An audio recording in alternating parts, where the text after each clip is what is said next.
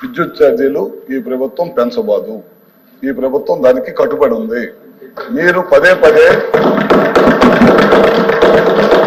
సత్యదూరమైన మాటలు చెప్పి ప్రజల్ని మేమేదో విద్యుత్ ఛార్జీలు పెంచామనే సత్యదూరమైన మాటలు ప్రజల్లోకి తీసుకెళ్లే ప్రయత్నం గత కౌన్సిల్లో కూడా చేశారు, మళ్ళీ ఇప్పుడు చేశారు. ప్రపంచంలో ఎక్కడా లేని విధంగా వీళ్ళు పెంచిన విద్యుత్ ఛార్జీలకి వీళ్ళే ధర్నాకి పిలుపునివ్వటం, అదేవిధంగా వీళ్ళు పెంచిన విద్యుత్ ఛార్జీలకు వీళ్ళే క్వశ్చన్ వేయటం అనేది ఇదే ప్రక్రియ కొనసాగుతుంది. ప్రజలు తప్పుదాగే ప్రయత్నం చేస్తా ఉన్నారు.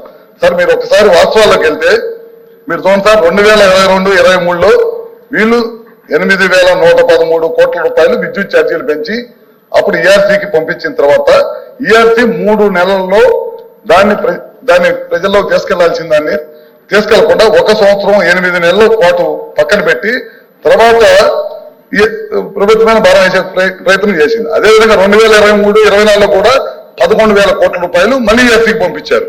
9,400 కోట్ల రూపాయలు భారం వేసి మొత్తం 15,000 కోట్ల రూపాయలు భారం అంతా కూడా 2022-23 వేసిన భారమే అని చెప్పి మీ ద్వారా సభ్యులకు కూడా తెలియజేస్తా ఉన్నాను. ఇందాక రవిబాబు గారు అంటా ఉన్నారు మేము విండు సోలార్ ద్వారా ప్రజలకి మభ్య పెట్టాం. మేము ఎప్పుడు కూడా మభ్య పెట్టలేదు సార్. గతంలో 2014-19 ఉన్నప్పుడు ఈ రాష్ట్రంలో ఎక్కడ లేని విధంగా 7,000 మెగావాట్లు విద్యుత్ ఉత్పత్తి తీసుకొచ్చాం. తర్వాత ఇలా ప్రభుత్వం వచ్చిన తర్వాత పీపీఎల్ రద్దు చేయటం, వాళ్ళని ఇబ్బంది పెట్టడం, విదేశీ ప్రతినిధుల చేత తిట్లు తినటం, ఈ రాష్ట్రానికి రావాల్సిన ఇన్వెస్టర్ని తవ్యం కొట్టడం, రకరకాల కార్యక్రమాలు చేసి విద్యుత్ వ్యవస్థలను అన్నింటినీ కూడా సర్వనాశనం చెప్పి చేసి వాళ్ళు ఇక్కడికి వచ్చేసి సత్యదూరమైన మాటలు చెప్పి ప్రజలని నమ్మించే ప్రయత్నం చేస్తున్నారని చెప్పి కూడా మీకు చెప్తా ఉన్నాను సార్.